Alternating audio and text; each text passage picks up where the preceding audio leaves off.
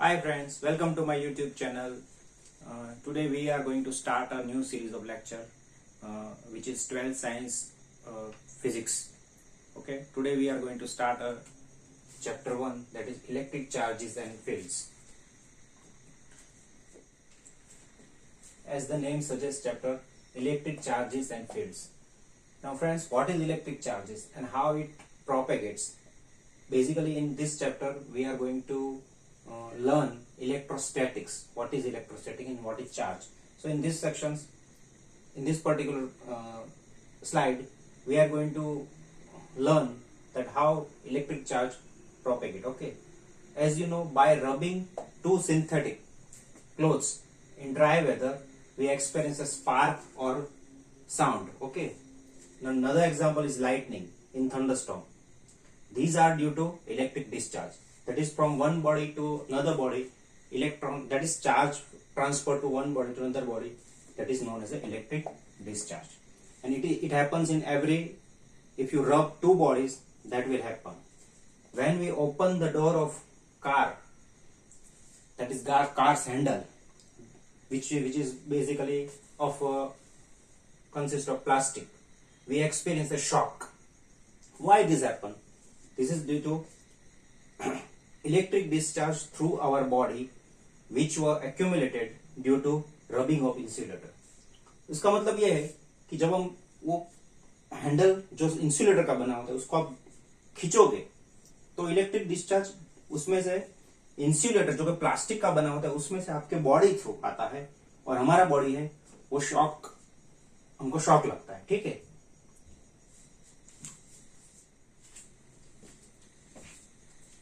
friends, example that we just saw, that was those were the example of static electricity. Static means thing which does not change with time. ठीक है, उसमें हमने देखा था कि charge move नहीं करते, चार्ज स्टैटिक रहता है, इसलिए ये सब एग्जांपल स्टैटिक इलेक्ट्रिसिटी है.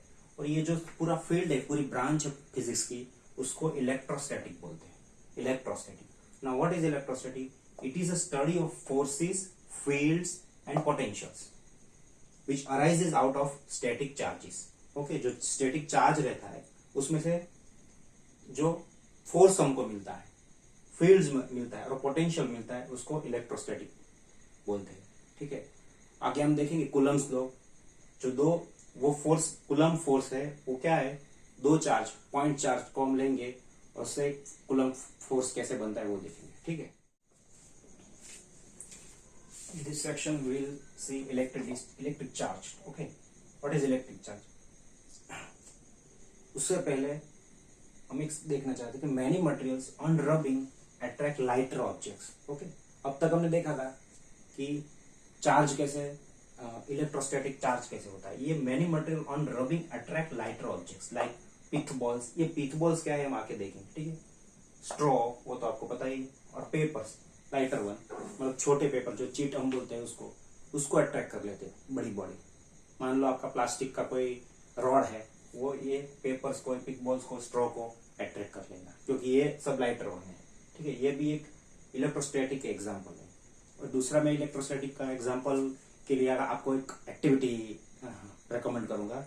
वो एक्टिविटी ये है कि आप एक लॉन्ग थिन पेपर लीजिए, उसको लाइटर आयन कीजिए, लाइटर, ठीक है, हल्की सी, और उसको अपने टीवी है, इलेक्ट्रिक आपका टीवी, उसके या आपका कंप्यूटर का मॉनिटर है, उसके पास ले जाइए.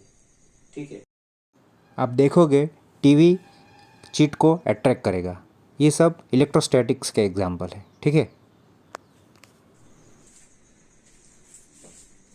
और एक नया सा एग्जांपल मैं आपको स्टैटिक इलेक्ट्रिसिटी का दिखाना चाहता हूँ. वो है कि two unexposed X-ray films get rubbed themselves in dry weather. They cause static electricity marks in the film. उसका मतलब ये होता है कि जब एक्सरे, जो अनएक्सपोज एक्सरे फिल्म होती है, जिसके ऊपर हम एक्सरे लेते नहीं है, उसको अनएक्सपोज बोलते हैं, उसको हम बॉक्स में भरते हैं. ठीक है, और हम एक बॉक्स में से एक निकालते हैं तो दूसरी के साथ वो ऑटोमेटिकली रब होती है. ठीक है, और जब हम एक्सरे उसमें निकालते हैं तो एक्सरे का जो पार्ट होता है, कोई जिसका भी, जैसे हम चेस्ट का एक्सरे निकाला, उसमें एक मार्क्स आते हैं, स्टैटिक इलेक्ट्रिसिटी मार्क्स बोलते हैं उसको. ठीक है, ये भी एक इलेक्ट्रोस्टैटिक का ही एक एग्जाम्पल है। स्टैटिक इलेक्ट्रिसिटी समझने के लिए और इलेक्ट्रोस्टैटिक समझने के लिए दूसरी भी एक एक्टिविटी आपके बुक में दी है, बहुत अच्छी एक्टिविटी है, आप घर पे भी कर सकते हो ये एक्टिविटी। उसमें ये है कि 2 ग्लास रॉड लिए हैं, ठीक है। Take 2 glass rods and rubbed with, एक को सिल्क के साथ रब किया या वुल के साथ रब कर सकते हो आप, जो दोनों को सिल्क के साथ भी रब कर सकते हो, ठीक है। ये प्लस प्लस क्या दिखाया मैं आपको, आपके things will get clear in subsequent lecture, okay. तो मैं अभी बताऊंगा कि ये प्लस प्लस क्या है, चार्ज है वो आपको सब पता है, लेकिन ये प्लस चार्ज यहाँ पे क्यों जनरेट हुआ है ये बाद में आपको क्लियर होगा, ठीक है। तो ये एक्टिविटी में ये है कि 2 ग्लास रॉड्स रब्ड विथ वूल और सिल्क, आप सिल्क भी दोनों में ले सकते हो, दोनों में वूल भी ले सकते हो, ठीक है, wool cloth, then bring close to each other. ये दोनों ग्लास रॉड को आप क्लोज लगाओगे तो ये क्या करेंगे, एक दूसरे को रिपेल करेंगे, ठीक है। ये अभी ऑब्जर्वेशन है, क्यों ऐसा होता है वो बाद में आपको पता चलेगा, ठीक है। सेम थिंग, ये सिल्क को हमने इसके साथ रब किया था, उसको लोगे आप, same silk which rubbed with glass rod and wool which rubbed with another glass rod, उसको आप दोनों को लाओगे नजदीक तो वो भी रिपेल करेंगे, ठीक है। अभी तीसरी एक्टिविटी ये है कि ये जो सिल्क है और ये ग्लास रॉड है, या यहां वूल लिया, ये ग्लास रॉड है, ठीक है, उसको आप घिसने के बाद नजदीक लाओगे तो they will attract each other, ठीक है।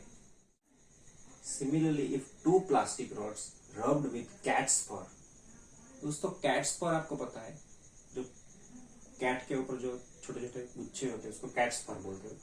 वो प्लास्टिक रॉड्स को कैट्स के 2 प्लास्टिक रॉड लीजिए, इसमें एक प्लास्टिक रॉड कैट्स के फर के साथ घिसिए, रब कीजिए, दूसरे को कैट्स के फर की घिसिए, और दोनों को आप bring close to each other, they will repel, just like in previous example, okay. Glass का जो एग्जाम्पल था उसमें भी ऐसा था, जब जो ग्लास के एग्जाम्पल में क्या था कि हम सिल्क को एक ग्लास के रब करते थे और दूसरे ग्लास को वूल या सिल्क से रब करते थे, ठीक है। तो दोनों को bring close to each other, they also repelled, ठीक है। इसमें भी ऐसा होता है, पर क्या है दूसरा किस्सा क्या है, प्लास्टिक रॉड और फर क्या है, एक दूसरे को अट्रैक्ट करेंगे। आप उसको एक बार रब करोगे, प्लास्टिक को रॉड को कैट्स के फर के साथ रब करके दोस्तों को नजदीक लाओगे, दे विल डेफिनेटली अट्रैक्ट, ठीक है।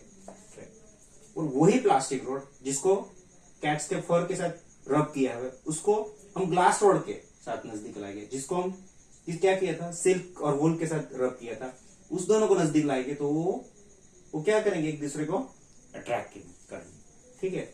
देखिए उसको कैसे लिखेंगे, plastic rod attract the glass rod, plastic rod attract the glass rod and repel the silk और wool with which the glass rod is rubbed, ठीक है।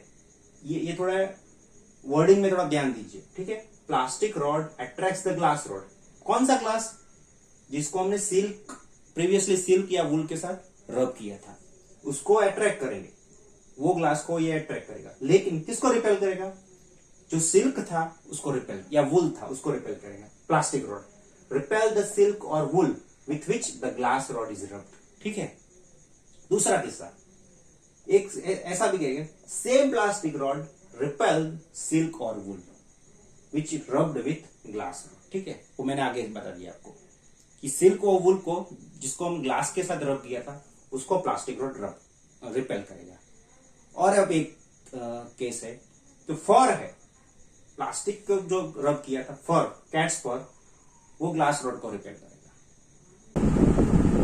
ये प्लास्टिक रॉड आप लीजिए, ठीक है, प्लास्टिक रॉड, कौन सा प्लास्टिक रॉड, जिसको कैट्स फर्स के साथ रब किया था, ये प्लास्टिक, ये ग्लास रॉड है जिसको हम सिल्क और वूल के साथ रब किया, ठीक है। ये दोनों या कोई चीज लेना है, ठीक है। क्या होगा, ऐसा एक प्लास्टिक रॉड लीजिए, उसको ये 3 नायलॉन थ्रेड है उसके साथ सस्पेंड कीजिए, नीचे 2 पिच बॉल लीजिए, ठीक है, पिच बॉल। अब देखिए ये प्लास्टिक रॉड को ये सस्पेंड करेंगे उसके साथ पिच बॉल, नायलॉन थ्रेड से पिच बॉल को, तो ये दोनों क्या करेंगे, एक दूसरे को रिपेल करेंगे। ये ऑब्जर्वेशन क्या है, रिपेल।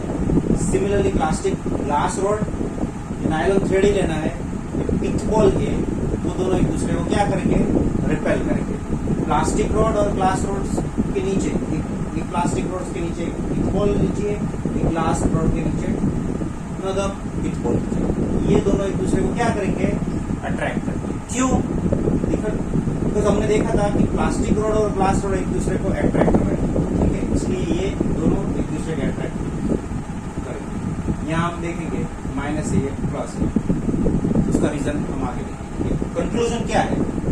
बॉड इज लाइक, हमने देखा glass rod is like glass से plastic fur and pith balls are electrified. ठीक है, ये सब क्या हुआ है, इलेक्ट्रिफाइड, एक दूसरे के साथ अट्रैक्ट हुए, रिपेल हुए।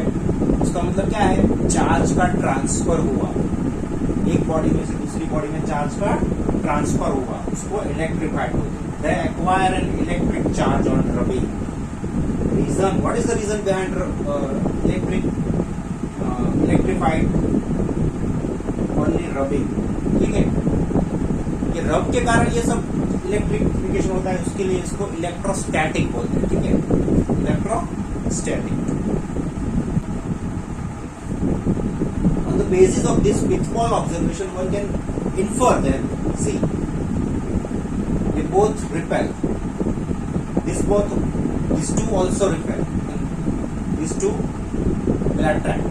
Means what? Like charges repel. Unlike charge attract. This is our primary observation on the basis of this many experiments. Okay, activity experiment, whatever you can say. दूसरी बार बता देता हूँ, like charges repel, unlike charges attract. ये charge कहाँ से आया? Plastic rod हमने रब किया था, ग्लास रॉड को रब किया था, प्लास्टिक रॉड ने charge with ball. Similarly this one, they will repel due to electrification of plastic. We know that charges are transferred from the rods to the pith ball. ठीक है, on contact. ये क्यों ऐसा हो रहा है? इसके कांटेक्ट में इसलिए ठीक है, charges are transferred from the rods to the pith ball on the contact. It means pith balls are electrified. Pith balls are electrified. Plus and minus kind of charges is called. Plus और minus को क्या बोलते हैं? इसको polarity बोलते हैं। ठीक है, polarity of charges. As we have seen in previous example of pith ball, that charges get transferred from glass rod or plastic rod to pith ball, and pith ball is get electrified. Okay. Now plus, what is plus and minus? Plus and minus is called the polarity of charges. Okay. When a glass rod is rubbed with silk, the rod acquires one kind of charge, and silk acquire another kind of charge. If electrified glass rod is brought in contact with silk, with which it was rubbed, they no longer attract each other. This is very most important. आपने दो चीजें रब की है, उसको वो electrify होगी। ठीक है, एक प्लस एक्वायर करे, एक माइनस चार्ज एक्वायर करे, उसके बाद ये दोनों को आप कांटेक्ट में लाओगे तो they will both will get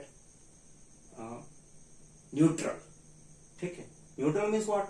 They also do not attract or repel lighter object, क्योंकि ये न्यूट्रल चीज किसी को अट्रैक्ट भी नहीं करेगी और रिपेल भी नहीं करेंगे। ठीक है,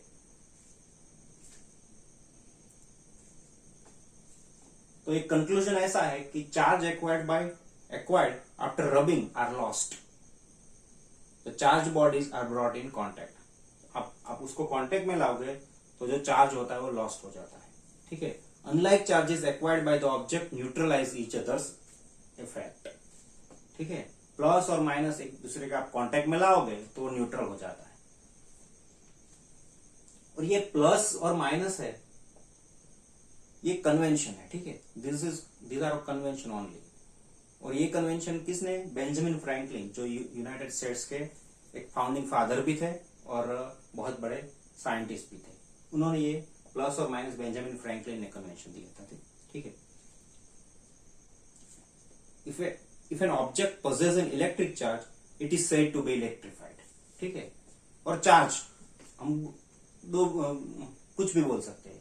इलेक्ट्रीफाइड भी बोल सकते हैं और चार्ज ऑब्जेक्ट भी बोल सकते हैं। Electrified object means plus having उसको प्लस चार्ज उसके पास है या माइनस चार्ज है, न्यूट्रल नहीं है, या इलेक्ट्रीफाइड भी बोल सकते हैं। और charge object they both are one at the same, ठीक है।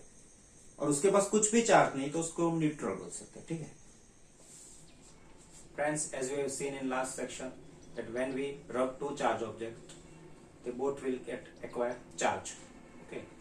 और बाद में हम एक दूसरे के कांटेक्ट में लाएंगे तो दोनों बॉडी चार्ज छोड़ देंगे, एक दूसरे छोटे ऑब्जेक्ट को रिपेल भी नहीं करे और अट्रैक्ट भी नहीं करे। उसका मतलब क्या हो, उसको क्या हम बोलते थे, न्यूट्रल हो जाएंगे, ठीक है।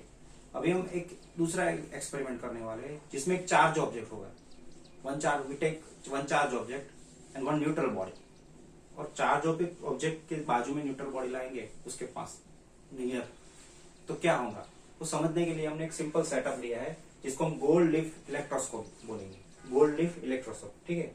ये बहुत ही सिंपल सेटअप है। इसमें ये मेटल नॉब है, मेटल नॉब ऊपर मेटल नॉब है, और ये जो आपको दिख रहा है वो मेटल रॉड है। मेटल रॉड का ऑपोजिट एंड है, उसमें हमने दो लीफ लिए, लीव्स, वो गोल्ड फॉइल, हम जिस गोल्ड फॉइल भी बोलते हैं, आप गोल्ड फॉइल भी बोलते हैं, सिंपल बहुत ही थिन आता है गोल्ड फॉइल, ये हमने लिया है, ठीक है। और ये जो विंडो का ये ग्लास विंडो है, ग्लास कंटेनर, उसका जो ओपनिंग है वो रबर का बना हुआ है, it is made of rubber. Why it is made of rubber, that will you understand in next section, okay. फिलहाल आप ये समझिए कि ये रबर का बना हुआ है, ये मेटल है, ये भी मेटल है, और ये गोल्ड है, वो भी मेटल है, ठीक है। अभी क्या होगा, जब आप मेटल नॉब के बाजू में कोई चार्ज ऑब्जेक्ट को टच करेंगे, जैसे हमने इसमें दिखाया है, चार्ज ऑब्जेक्ट को टच किया, यहाँ प्लस पॉजिटिव चार्ज दिखा है, नेगेटिव भी दिखा सकते हैं, कुछ भी नहीं, ठीक है। ये पॉजिटिव दिखाया है, तो ये चार्ज ऑब्जेक्ट क्या होगा, पॉजिटिव चार्ज यहाँ से थ्रू मेटल नॉब, ये ओपन में से, ये भी पूरा मेटल रॉड है, sorry metal rod gold leaf में आएगा। गोल्ड लीफ में आएगा तो क्या होगा, दोनों gold leaf positive acquire charge करें, और दोनों हमको पता है कि दो चीज जब पॉजिटिव सेम चार्ज एक्वायर करती है तो वो दोनों एक दूसरे के साथ क्या करेंगे, रिपेल करेंगे, डाइवर्ज होंगे। यही हमने इसमें लिखा है, ठीक है। अब हम देख लेते हैं कि इसको लिखते कैसे, ठीक है।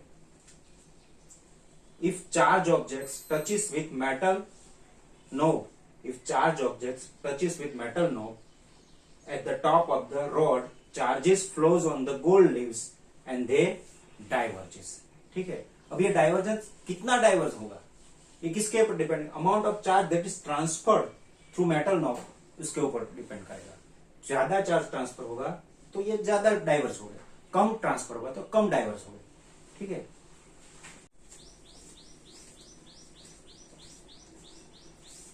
Friends, to electrify neutral body we need to add or remove one kind of charge, ठीक है।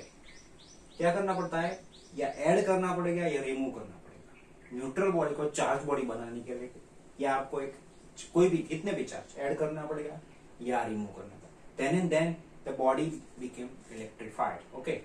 hence the body is charged means it does have excess of, या उसके पास ज्यादा चार्ज होगा तो ये बॉडी चार्ज मान जाएंगी, या डेफिशिएंसी, चार्ज की डेफिशिएंसी, मतलब वो किसी को चार्ज अपना दे देगा, उसके पास तो थोड़ा तो खुद का पास चार्ज रहेगा ही, थोड़ी देगा तो उसको, या एक्सेस और चार्ज और डेफिशिएंसी ऑफ चार्ज, तो उसको हम चार्ज बॉडी मानेंगे, ठीक है।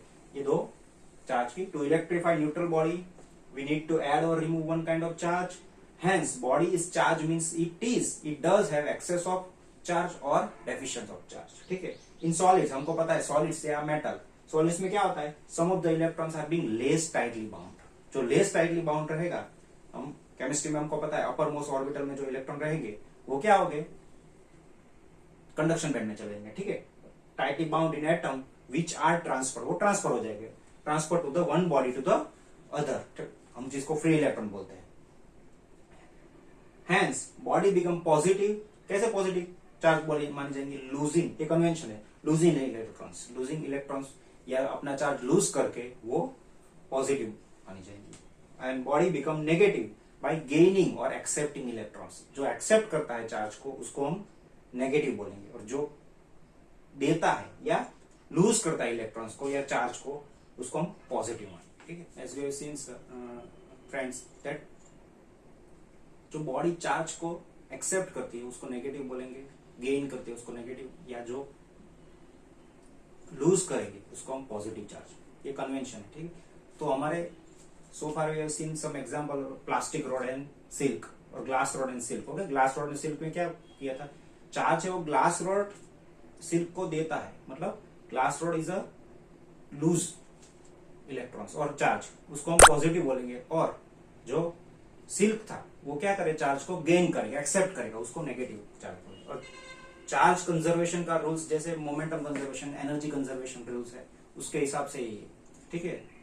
पूरे यूनिवर्स में charge conserve can either created not destroyed. Okay, charge conserve ही रहेगा, ठीक है। बॉडी, एक बॉडी में से दूसरी बॉडी नहीं होता है 5 इलेक्ट्रॉन यहाँ से गए दूसरी बॉडी में 6 इलेक्ट्रॉन हो गए, ठीक है। चार्ज ऑलवेज कंजर्व, पूरे यूनिवर्स में चार्ज कंजर्व रहता है, ठीक है। Thank you friends, I finish my lecture on that note. Okay, in the later lectures we are going to study about conductors and insulator. What is conductor, what is insulator? Okay, thanks for watching. और अभी यदि आपको ये मेरा video अच्छा लगा तो comments कीजिए, ठीक है। और आपको कई सुझाव देना है तो भी आप कमेंट्स करिए, आपको कैसा लगा वो मुझे बताइए, और मेरे चैनल को सब्सक्राइब कीजिए, ठीक है। Thank you.